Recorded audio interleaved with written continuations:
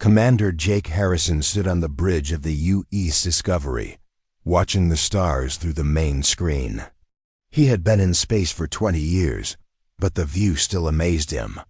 Today felt different, though. Something was wrong with their sensors. "Commander, we're getting some strange readings," said Lieutenant Ben Carter from his station. "There's an energy signature about 2 hours away. It doesn't match anything in our database." Jake walked over to look at the display. The readings were indeed odd. Whatever was out there was big and giving off power, but it wasn't moving. In this dead star system, nothing should be alive. "Could it be a ship?" Jake asked. "Maybe, sir, but if it is, it's huge. At least 3 times bigger than anything we've ever seen." Dr. Lisa Morgan looked up from her research station. She was the ship's expert on alien history and old civilizations. Her dark hair was tied back, and her green eyes showed excitement. "Commander, if there's something that old out here, we need to investigate. This system has been dead for millions of years. Nothing should be working." Jake thought about it. They were supposed to be mapping this sector, looking for new planets that humans could use. Finding an unknown ship wasn't part of their mission, but they couldn't just ignore it. "Set course for the energy source," Jake ordered. "And send a message to Earth Command. Tell them what we found." The Discovery moved through space toward the mysterious signal. As they got closer, their sensors picked up more details. The object was definitely artificial. It was shaped like a long triangle, but with curves that seemed to flow like water. The metal looked dark gray, almost black. "Commander," said Chief Engineer Carl Peterson over the radio, "the materials this thing is made from don't exist in any of our books. The computer can't even guess what they are." Dr. Morgan was studying her own readings. "The design is completely unknown, too. It doesn't match any alien species we've met. This ship is old, Jake, really old. Maybe 50,000 years, maybe more." As they approached, the Discovery's lights illuminated the huge vessel. It was beautiful and frightening at the same time. Strange patterns covered its surface, glowing softly with blue and green light. The patterns moved slowly, like they were alive. "Is it scanning us?" asked Security Chief Amanda Brooks. She was a tough woman with short blonde hair who didn't trust anything she couldn't understand. "I think so," Ben said, watching his instruments. "But it's not hostile. More like it's trying to learn about us." Suddenly, all the lights on the alien ship grew brighter. The patterns moved faster, creating waves of color that traveled from one end to the other. Then, just as quickly, everything stopped. "Commander," Ben's voice was filled with surprise. "The ship just opened the docking bay. It's inviting us inside." Jake stared at the screen. A section of the alien ship's hull had folded back, revealing a chamber big enough for the Discovery to fit inside. Lights showed them exactly where to dock. "This is impossible," Amanda said. "How does it know we need to dock? How does it know anything about our ship design?" Dr. Morgan was studying the readings more carefully. "The ship is adjusting its systems. It's creating an atmosphere we can breathe. It's matching our gravity. It's like it knows what humans need." Jake felt a chill run down his spine. No human had ever been here before. Earth had only been part of the Galactic Federation for 50 years. Humans were still new to space travel compared to other species. So how did this ancient ship know about them? "Sir, Earth Command is too far away," Ben reported. "It will take hours for our message to reach them, and hours more to get a response." Jake had to make a decision. Federation rules said they should wait for backup when dealing with unknown alien technology. But this was the discovery of a lifetime, and the ship seemed to be waiting for them. "Take us in," Jake ordered. "But keep our weapons ready and our engines warm. If this is a trap, I want to be able to get out fast." The Discovery moved slowly into the alien docking bay. As soon as they were inside, the opening closed behind them. Amanda's hand moved to her weapon, but nothing else happened. The bay filled with breathable air, and gravity settled to Earth normal. "Atmosphere is safe," Carl reported. "Temperature is perfect. It's like this place was built for us." Jake looked at his team. Dr. Morgan was excited, practically bouncing in her chair. Carl seemed fascinated by the technology. Amanda looked worried, which was probably smart. Ben was just trying to keep track of all the sensor readings. "I'm going over there," Jake said. "Lisa, Carl, Amanda, you're with me. Ben, stay here and monitor everything. If something goes wrong, get the Discovery out of here and contact the Federation." "Sir, should we really be doing this without backup?" Amanda asked. "That ship has been waiting out here for thousands of years," Jake replied. "I don't think waiting a few more hours will hurt it, but it opened its doors for us. That has to mean something." They put on their spacesuits, even though the sensors said the air was safe. Jake didn't want to take any chances. The airlock opened, and they stepped onto the alien ship. The corridor they entered was unlike anything Jake had ever seen. The walls seemed to be made of the same flowing metal as the outside. They curved and twisted in patterns that hurt to look at for too long. But as they walked, the corridor began to change. "Are you seeing this?" Lisa whispered. The walls were becoming more familiar, more like human ship designs.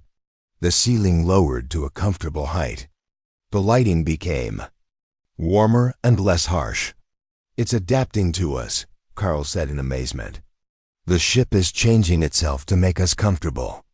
They walked deeper into the vessel. Every door opened as they approached. Every corridor led them forward, as if the ship wanted them to reach a specific destination. Along the way, they saw rooms filled with equipment they couldn't understand. Some chambers were enormous, big enough to hold entire buildings. Others were small and seemed designed for careful, detailed work. "Jake," Lisa said suddenly, "look at this." On the wall next to them, symbols had appeared. They glowed softly and seemed to shift and change as they watched. But after a few seconds, Jake realized he could read them. "Welcome, travelers from Earth," the symbols said in perfect English. "We have been waiting for you." "How is that possible?" Amanda demanded. "How does it know our language?" Before anyone could answer, the corridor opened into a vast chamber. The ceiling disappeared into darkness. Above them, in the center of the room, stood a crystal structure taller than a building. It pulsed with gentle light, and as they approached, it began to speak. "Welcome, children of Terra," the voice said. It sounded like an old man, kind but very tired. "I am keeper, guardian of this vessel. My builders called it the Nexus. We have been waiting for you for a very long time." Jake's heart was beating fast. This was first contact with a completely unknown species. Everything about this moment would change human history forever. "Who were your builders?" Lisa asked, stepping closer to the crystal. "They called themselves the Architects," Keeper replied. "They shaped the galaxy long ago, before your species learned to make fire. They left this ship and others like it as gifts for those who would come after them." The crystal pulsed brighter, and suddenly the room filled with light. A three-dimensional map appeared in the air around them, showing stars and planets. Jake recognized Earth immediately, glowing softly. "Among the other worlds. You are not the first species to find us," Keeper continued. "But you are the first to wake us up. The Nexus chooses its crew carefully. It has chosen humanity." Jake looked at his team. They were all staring at the display in wonder and fear. This was bigger than anything they had imagined when they detected that strange energy signature. "What does that mean?" Jake asked. "What does the ship want from us?"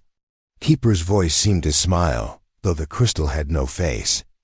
"Not what it wants from you, Commander Harrison. What it wants to give you.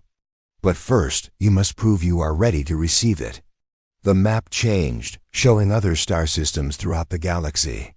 11 more points of light appeared, scattered across known and unknown space. "The test has begun," Keeper said. Jake stared at the floating map, showing the 11 other ships scattered across the galaxy. His mind was racing with questions, but he forced himself to stay calm. As a commander, he needed to think clearly. "Keeper," he said to the crystal, "tell us more about these architects. What happened to them?" The crystal pulsed softly, and the voice spoke again. "The architects were ancient when your son was young. They traveled between the stars, helping life grow on many worlds. They were kind, but they became too perfect, too far removed from the struggles that make life strong." Lisa stepped closer, her scientific mind fascinated. "You said the ship chooses its crew. What makes humans different from other species?"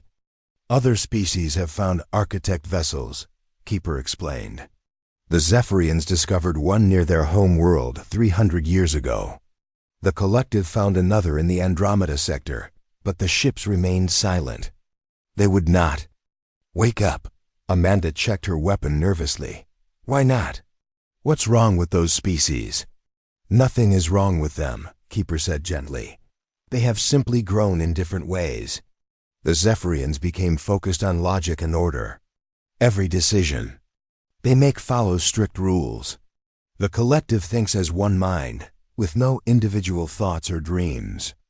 Carl was studying his scanner, amazed by the readings. "Commander, this ship's technology is incredible. The power source alone could run a city for 1,000 years. And the manufacturing systems could build anything we can imagine." Jake felt the weight of responsibility settling on his shoulders. "What exactly are you asking us to do, Keeper?" "The architects left these ships as a test and a gift. The species that proves worthy will inherit their knowledge. But worthiness is not about being the strongest or the smartest. It is about keeping the spark of growth, of change, of hope." The map changed again, showing Federation space.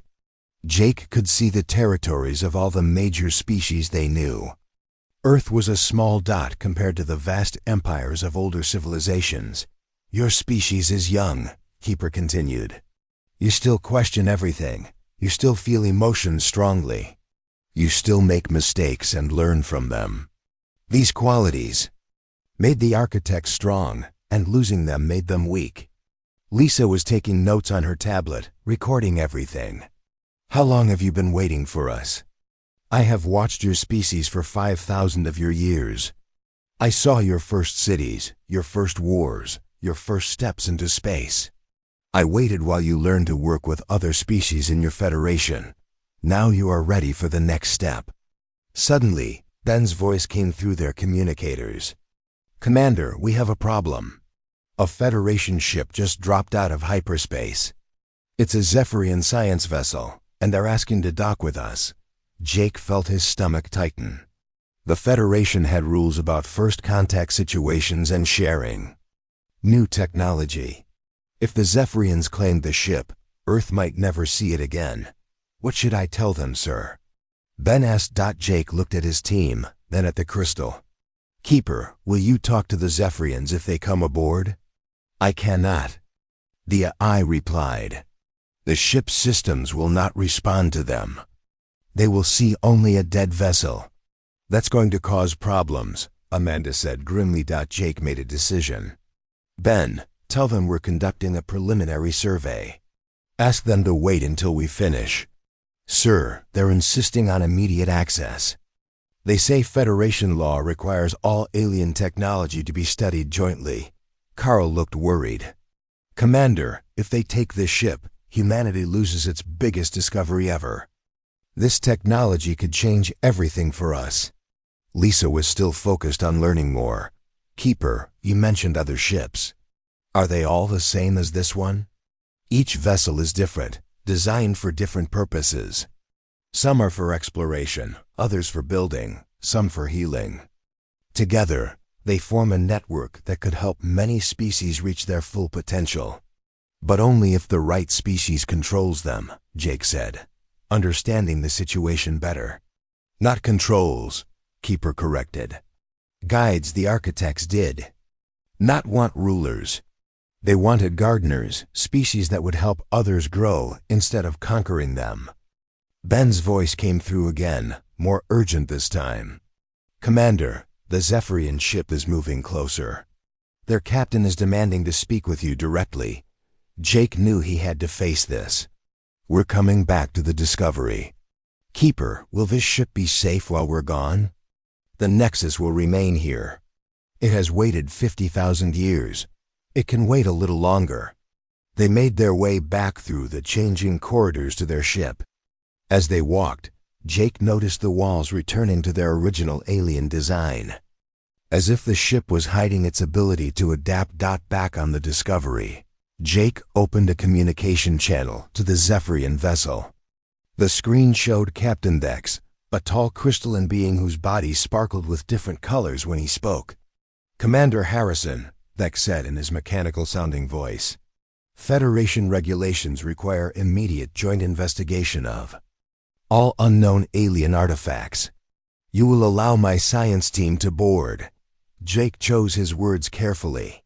Captain Dex, we're still conducting safety checks.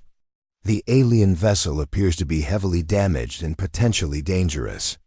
Our sensors indicate the vessel has active power systems. This contradicts your safety concerns. Lisa whispered to Jake. The ship must be hiding its true capabilities from their scanners. Nevertheless, Jake continued, I'm responsible for the safety of both our crews. I need more time to evaluate the situation. Vex's crystal body flashed red, showing his anger. You are violating Federation protocols. I am sending a report to the Council immediately. The transmission ended, leaving Jake and his team alone on their bridge. They all knew what this meant. The Federation Council would demand access to the ship, and Earth's government would have little choice but to comply. How long do we have? Amanda asked. Maybe a few hours before more ships arrive, Jake replied. Once the Council gets involved, this becomes a political issue. Carl was still amazed by what they had discovered. Commander, we can't let them take this ship. The technology alone could solve half of humanity's problems. Clean energy, advanced manufacturing, medical equipment. We can't even imagine. But Keeper said the ship won't work for other species, Lisa pointed out. Maybe that will protect it. Jake was thinking about the bigger picture. What happens when the Federation realizes we have access to technology they can't use? They'll either want to study us to figure out why, or they'll see us as a threat. Ben was monitoring communications. Sir, I'm picking up multiple hyperspace signatures. More ships are coming. Looks like collective bioships and maybe some others. Word. Travels fast, Amanda said grimly. Jake made another decision. Ben, get us undocked from the alien ship. Move us to a safe distance, but stay close enough to return quickly. Sir, are we abandoning the ship? Carl asked, worried. No, but I need to contact Earth Command directly. This is bigger than a first contact situation now. This could change the balance of power in the entire galaxy. As the Discovery moved away from the Nexus, Jake could see more ships arriving in the system.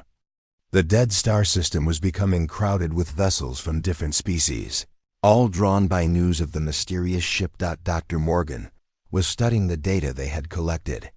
Jake, I think Keeper was trying to tell us something important. The architects didn't fail because they were weak. They failed because they stopped growing, stopped changing. What do you mean? Jake asked.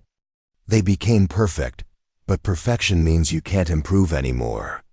Humanity is still messy, still making mistakes, still learning. Maybe that's what this ship needs. Jake looked out at the alien vessel floating in space. Even from a distance, he could see the patterns of light moving across its hull, like it was thinking or dreaming. Commander, then reported, Earth Command is responding to our message. They want a full report, and they're sending Admiral Roberts with a fleet. How long until they arrive? 48 hours, sir, Jake nodded. 2 days to figure out what to do with the most important discovery in human history. 2 days before the situation became completely out of his control. He looked at his team. We're going back to that ship. We need to learn everything we can before the politicians take over. Keeper said this was a test. Let's make sure humanity passes it. Outside, more alien ships continued to arrive, turning the dead system into a gathering of galactic powers. All of them wanted the same thing, but only one species could hear the ancient ship's voice. The test had indeed begun, and the stakes were higher than any of them had imagined. Jake and his team returned to the Nexus as more alien ships filled the space around them. Through the bridge windows, they could see at least 6 different species represented in the growing fleet. Everyone wanted to claim the ancient ship back. Inside the Nexus, Keeper was waiting for them. The crystal seemed brighter than before, and the walls had already adapted to make them comfortable.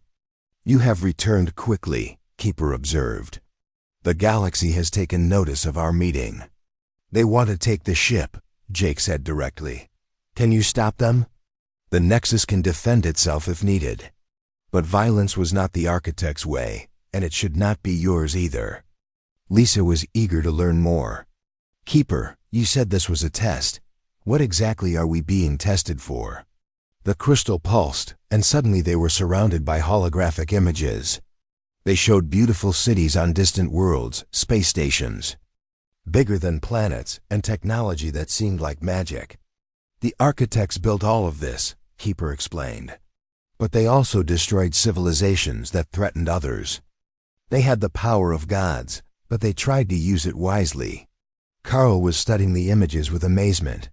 What happened to them? Why did they disappear? They became too removed from life itself. They stopped feeling joy, fear, anger, love.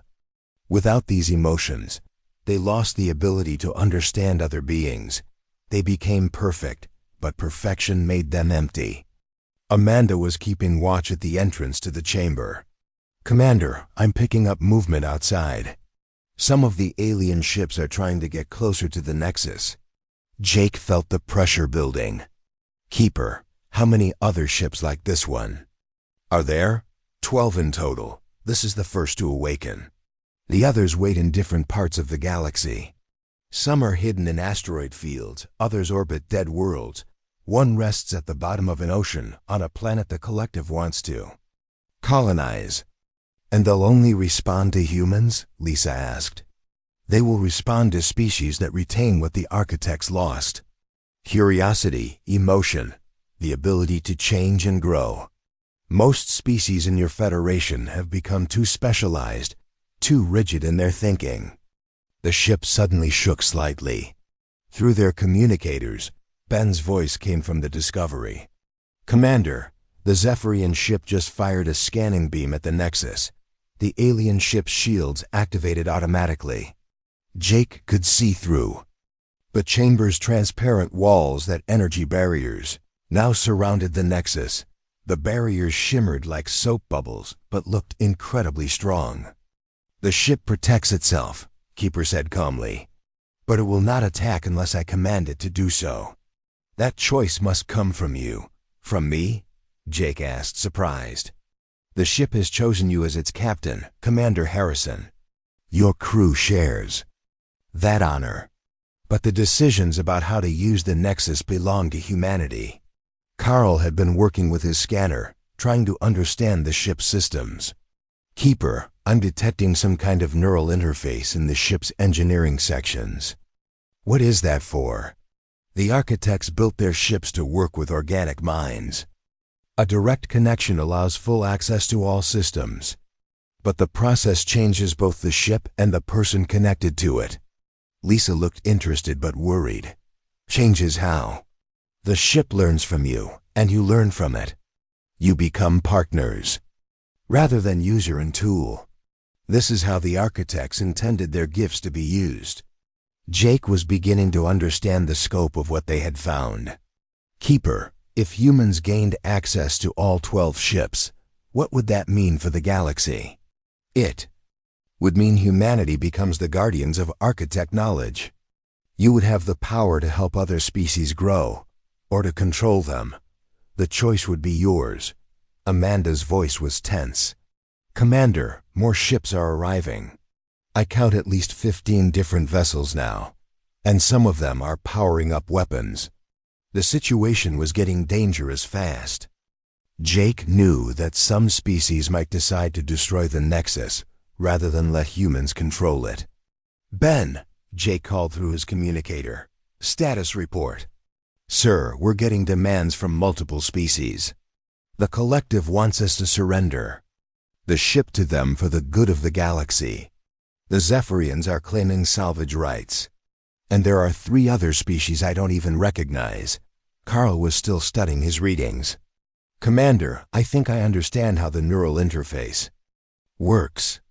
If someone connects to it, they could control the ship's manufacturing systems, its weapons, everything. The connection is not control, Keeper corrected. It is partnership. The ship will not harm innocent beings, no matter what the connected person wants. The architects built moral limits into every system. Lisa was thinking about the bigger picture. So the test isn't just about whether humans can use the technology. It's about whether we'll use it responsibly. Exactly. Power without wisdom destroyed the architects. They want to ensure their inheritors do not make the same mistake.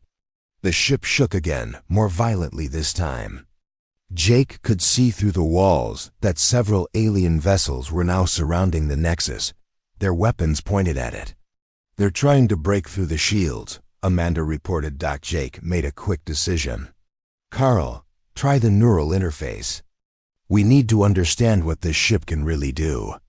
Carl looked nervous but determined. Are you sure, Commander? Keeper said it changes people. We need every advantage we can get. Do it. Carl followed Keeper's directions to a section of the ship they hadn't seen before. The walls here were covered with organic-looking circuits that pulsed with soft light. In the center was a chair that seemed to be grown rather than built. Place your hands on the interface panels, Keeper instructed. Open your mind to the ship's consciousness. Do not fight the connection. Carl sat in the chair and put his hands on the glowing panels. Immediately, his eyes went wide and he made a sound of amazement. I can feel it, Carl whispered. The whole ship is alive. It's not just a machine. It's thinking, feeling. And it's been lonely for so long. Jake watched as lights began flowing through the circuits around Carl. The engineer's face showed wonder and a little fear. Carl, what can you see? Jake asked. Everything, Commander. The ship's capabilities are incredible. It can build anything from raw materials. It can repair itself, improve itself, even grow new sections. And the weapons.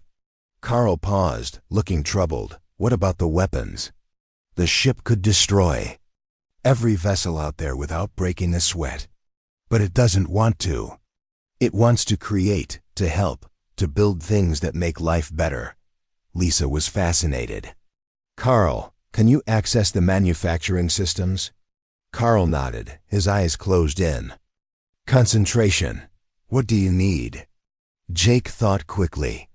The alien ships outside were getting more aggressive, and Earth's fleet was still hours away. They needed something to change the situation. Medical supplies, Jake decided. I know the Zephyrians have been dealing with a plague in their outer colonies. Can the ship create a cure? Carl's face showed intense concentration.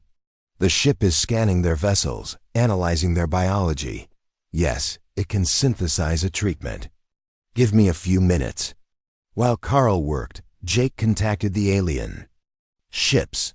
This is Commander Harrison of the Earth vessel Discovery. We're prepared to share some of what we've learned about this ship. Captain Vex responded immediately. You will surrender the vessel for proper Federation study. No, Jake said firmly. But we can offer something better. The ship has medical capabilities that could help your people.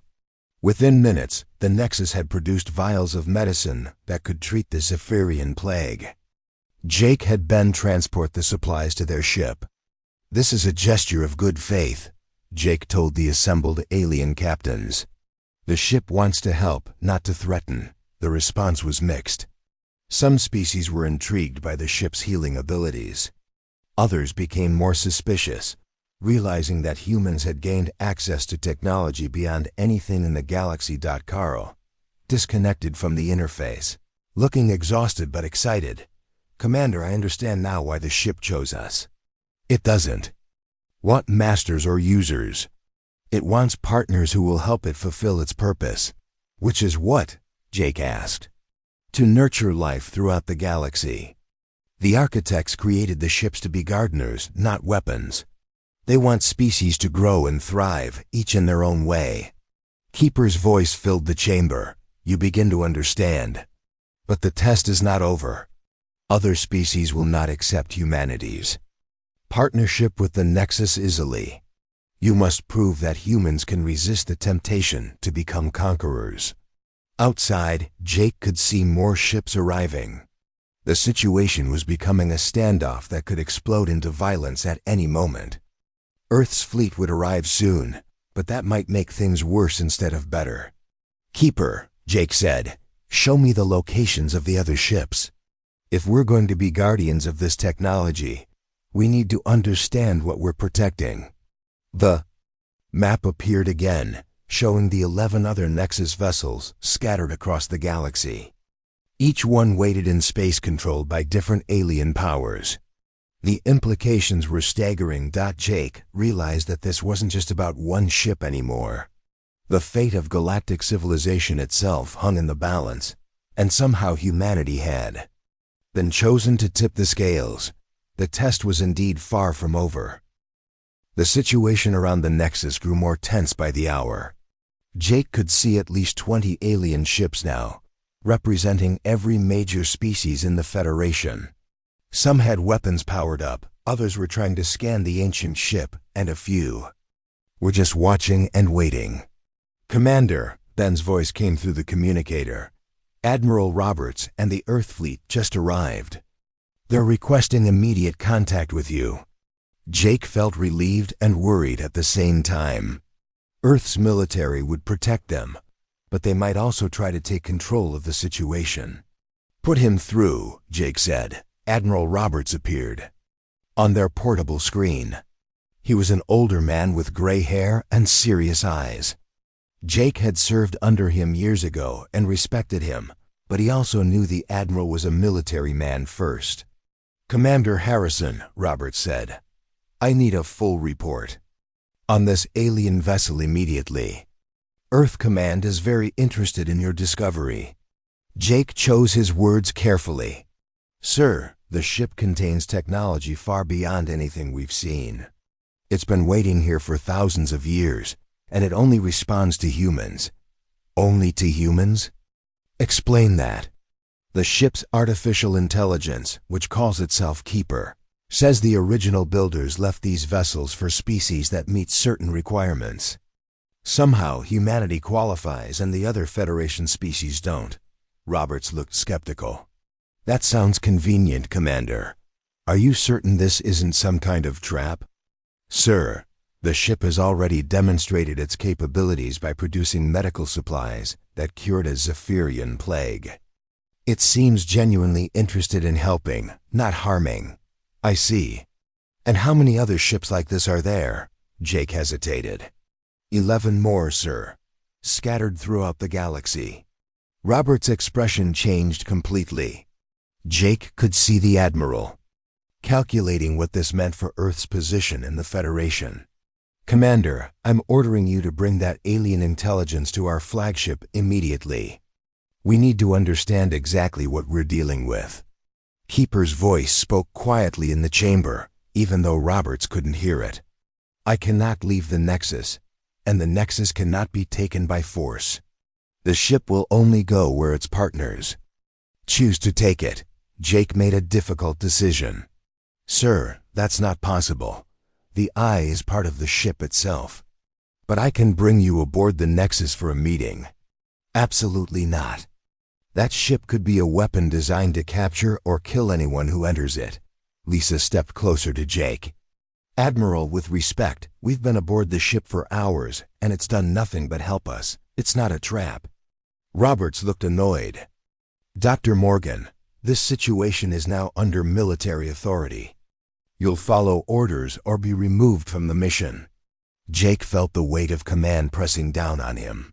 He was caught between his duty to Earth and his growing understanding of what the Nexus represented. Sir, I request permission to continue.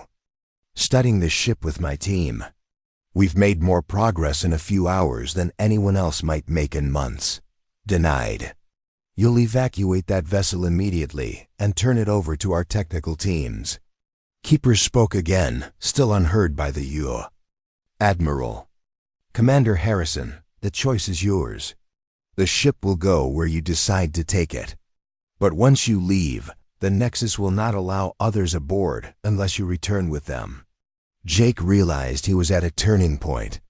He could follow orders and let Earth's military take over, potentially losing everything they had learned.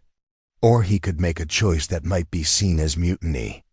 Sir, Jake said slowly, I think it would be better if you came aboard the Nexus. The ship's AI wants to communicate with Earth's leadership, and this is the only way to do it. Robert's face showed anger. Commander, you're refusing a direct order. No, sir. I'm suggesting the best way to carry out our mission. This ship represents the biggest discovery in human history. We need to handle it correctly. Before Roberts could respond, Captain Dex's voice broke into their communication. Human vessels, you have 10 minutes to surrender the alien ship to Federation authority. If you refuse, we will be forced to take action. Jake looked at his team. They were all watching him, waiting for his decision. Carl was still pale from his connection with the ship, but his eyes showed determination. Lisa was excited about the scientific possibilities. Amanda was ready to fight if necessary. Admiral, Jake said, the situation is getting dangerous. Multiple alien species are threatening to attack. We need to work together on this. Roberts thought for a moment. How many people can that ship hold? Unknown, sir. It seems to adapt its size to accommodate whoever is aboard. Fine, I'm bringing a small team aboard. But Commander, if this goes wrong, you'll face a court-martial. Understood, sir. Jake felt relief mixed with worry. At least they would have a chance to show Earth's leadership what they had discovered. But he also knew that bringing the military aboard might change everything. While they waited for the Admiral, more alien ships continued to arrive. Jake could see collective bioships growing in the distance, and several species he didn't recognize. Keeper. Jake said, what happens if all these species decide to attack the ship? The Nexus can defend itself easily. But doing so might start a war that spreads across the galaxy. The architects feared such conflicts. They preferred solutions that brought species together rather than driving them apart. Carl looked up from his readings. Commander, I'm detecting something strange. The other architect ships scattered across the galaxy, they're all becoming more active. It's like they can sense what's happening here. What does that mean? Lisa asked. I think the network is waking up. If one ship activates, it signals the others that the test has begun. Keeper confirmed Carl's guess. The young engineer understands correctly. The 12 ships form a connected system. When one awakens, the others prepare to choose their own partners. Jake felt the implications hitting him. So this isn't just about humanity and this ship. It's about which species throughout the galaxy will gain access to architect technology. Yes, the test is beginning everywhere. Each ship will evaluate the species in its region. Some may awaken, others may remain dormant for thousands more years. Admiral Roberts arrived with 3 other officers and a team of scientists. Jake met them at the docking bay and led them through the ship's adapting corridors. Incredible, one of the scientists whispered as the walls changed around them. The ship is rewriting its own structure. When they reached Keeper's chamber, The Admiral stared at the massive crystal in amazement. The holographic displays showing the galaxy filled the room around them. "So you're the artificial intelligence that's been talking to my people," Robert said to the crystal. "I am Keeper, guardian of this vessel," the AI replied. "I have been waiting to meet Earth's leaders. What do you want from humanity?" "Not what I want from you, Admiral Roberts. What I wish to offer you." The architects left their ships as gifts for species ready to inherit their responsibility. Roberts studied the galactic map floating around them. And what responsibility is that? To help other species grow and thrive rather than conquering or controlling them. To be gardeners of life throughout the galaxy. That sounds like a lot of pretty words. What does it mean practically? Carl stepped forward. "Sir, the ship can manufacture anything we need. Medical supplies, construction materials, even food. It could solve resource problems throughout human space. And the weapon systems?" Roberts asked directly. Keeper answered honestly. "The Nexus is capable of great destruction, but it will not be used for conquest. The ship's moral programming prevents such actions. What if Earth is attacked? Would the ship defend us? Defense of innocent life is always permitted. But the ship will not participate in wars of aggression." Roberts walked around the chamber, studying the technology. "How do we know you're telling the truth? How do we know this isn't some elaborate trap?" "You don't," Keeper said simply. "Trust must be earned through actions, not words. But consider this. The ship has been here for 50,000 years. If it meant harm, why wait so long?" Suddenly, alarms began sounding from the Discovery. Ben's voice came through their communicators urgently. "Commander, the alien ships are moving into attack formation. The collective is demanding we surrender the ship immediately, or they'll destroy it." Jake looked at Admiral Roberts. "Sir, we need to make a decision. Do we fight, run, or try to find another solution?" Roberts stared at the map showing the 11 other ships throughout the galaxy. "Commander, if what this AI says is true, we're not just deciding the fate of one ship. We're deciding humanity's role in the galaxy for generations to come." "Yes, sir. That's exactly what we're deciding." The Admiral was quiet for a long moment, then he turned to Keeper. "Show me what this ship can really do. If we're going to trust you, I need to see proof of your capabilities." "Very well," Keeper replied. "But remember, Admiral Roberts, great power comes with great responsibility. The architects learned this lesson too late. I hope humanity will learn it in time." Outside, the alien ships continued to close in, and Jake knew that whatever happened next would change everything. Admiral Roberts looked at the holographic display showing the alien ships surrounding them. 23 vessels from different species, all pointing weapons at the Nexus. The situation was about to explode into violence. "Keeper," Roberts said, "show me what this ship can do to defend itself." The crystal pulsed, and suddenly the chamber's walls became transparent. They could see outside the ship as if they were floating in space. Energy shields sparkled around the Nexus like a soap bubble made of starlight. "The ship's defenses are active," Keeper explained. "No weapon in the current galaxy can penetrate these barriers. But Admiral, defense alone will not solve this problem." Roberts watched as several alien ships fired test shots at the shields. The energy beams simply disappeared when they touched the barrier, absorbed without any effect. "Impressive," Roberts admitted, "but those ships won't give up. They'll call for reinforcements, bigger weapons. This could start a war." Jake had been thinking about everything they had learned. "Sir, what if we don't fight them? What if we invite them aboard instead?"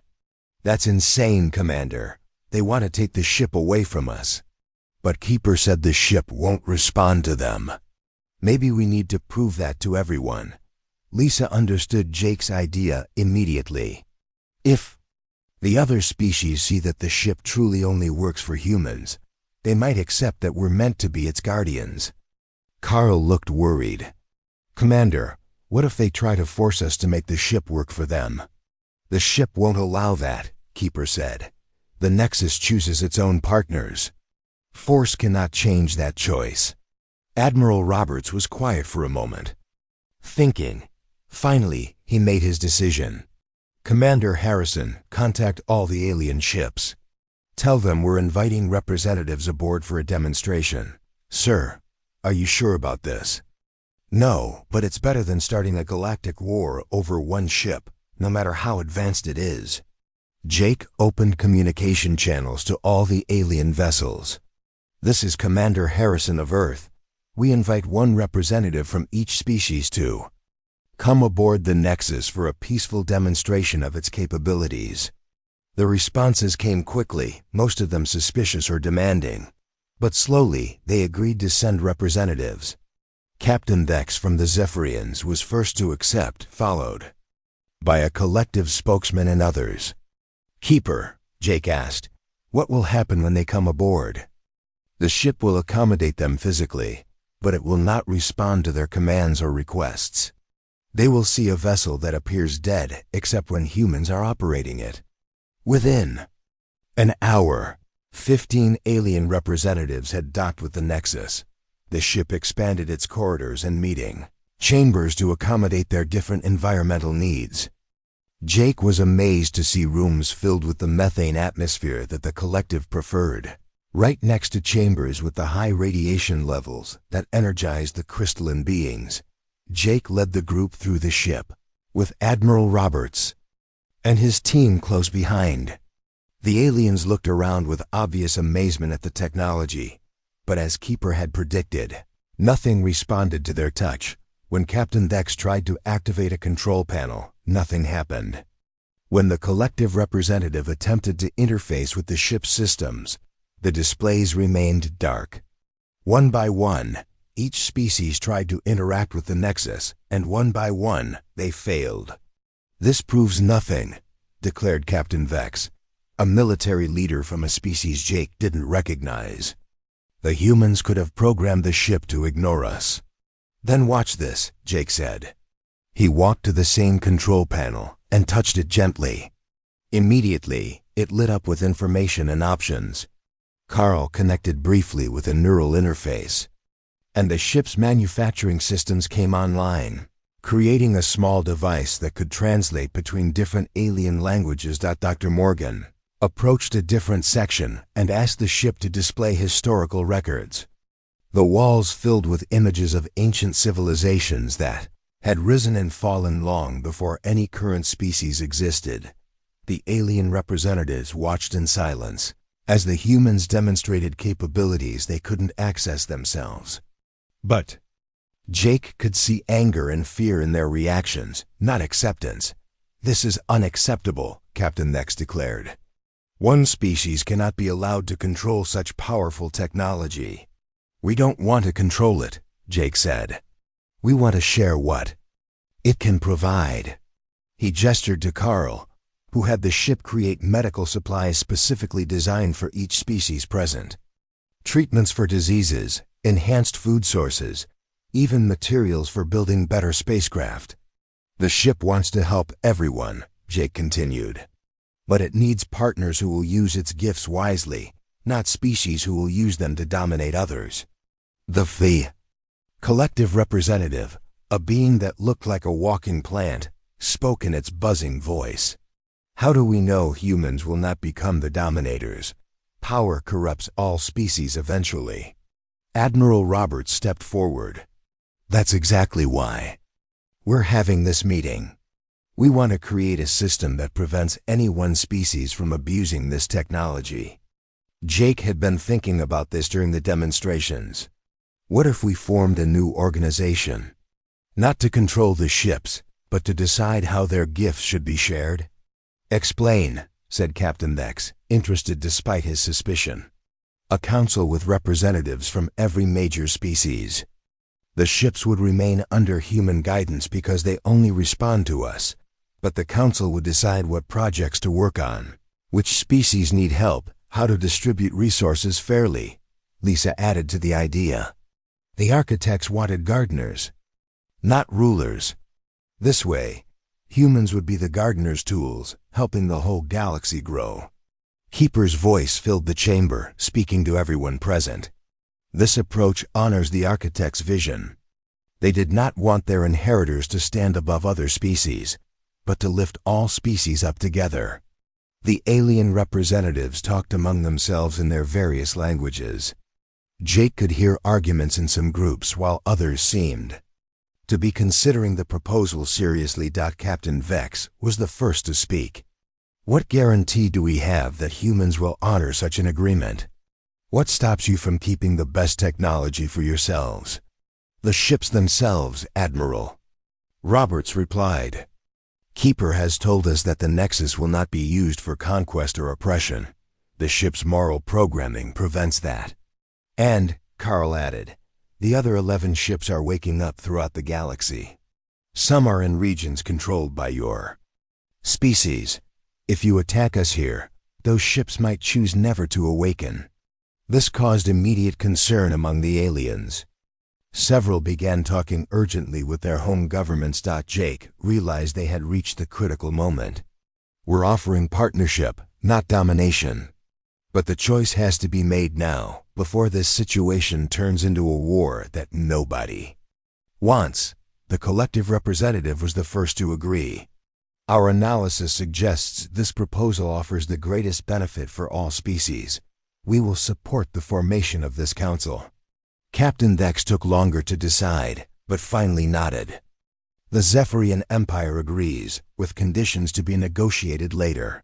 One by one, the other species gave their agreement. Not all were happy about it, but they recognized that cooperation was better than conflict. Then it's settled, Admiral Roberts declared. We'll call it the Architect Heritage Council. Humanity will serve as guardians of the ships, but all major decisions about their use will be made jointly. Keeper's voice filled the chamber with what sounded like satisfaction. The architects would be pleased. You have chosen the path of gardeners, not conquerors. As the alien representatives returned to their ships, Jake felt the weight of responsibility settling on his shoulders. Humanity had just committed to helping guide the development of an entire galaxy.